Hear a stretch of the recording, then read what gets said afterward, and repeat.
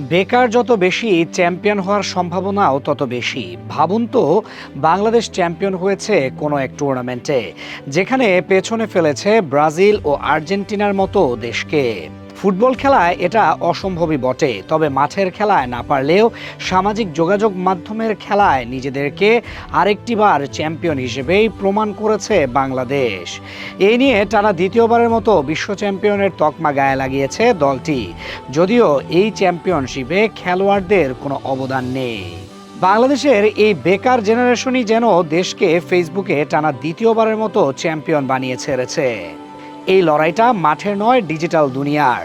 আয়োজন করে জনপ্রিয় ফুটবল ভিত্তিক ওয়েবসাইট ট্রান্সফার মার্কেট। ফুটবল প্রেমীদের কাছে পরিচিত এই প্ল্যাটফর্মে সংরক্ষিত থাকে খেলোয়াড়দের মূল্য, ট্রান্সফার পরিসংখ্যান সহ নানা গুরুত্বপূর্ণ তথ্য ও উপাত্ত। মূলত খেলোয়াড়দের বাজার মূল্য ও ট্রান্সফার সংক্রান্ত তথ্য বিশ্লেষণ করাই তাদের প্রধান কাজ।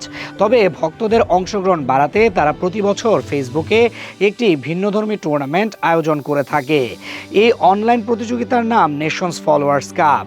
বিশ্বের বিভিন্ন দেশের ফুটবল ভক্তরা সেখানে নিজেদের সমর্থন জানিয়ে প্রতিযোগিতায় অংশ নেন।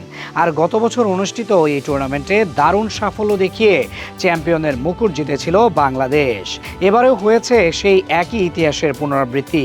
64 দলের টুর্নামেন্টে শুরুর রাউন্ডে অর্থাৎ রাউন্ড অফ 64-এ রোমানিয়াকে উড়িয়ে দেয় বাংলাদেশ।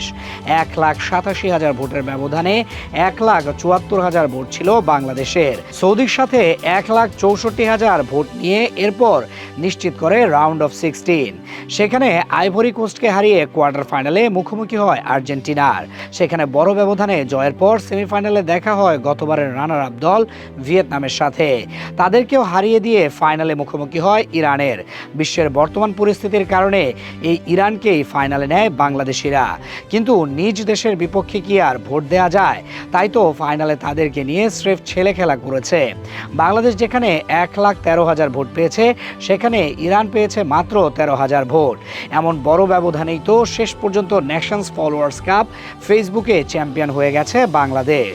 এটা আরও একবার প্রমাণ করে দিয়েছে বাংলাদেশের বেকার ছেলে মেয়ে ও যুব সমাজকে হারিয়ে দেওয়া অনেক কঠিন, বিশেষ করে সামাজিক যোগাযোগ মাধ্যমে। আর সে কারণেই তো এমন জয়। যদিও এই জয় সাময়িক আনন্দ দিলেও প্রাপ্তি তো আর এখানে না।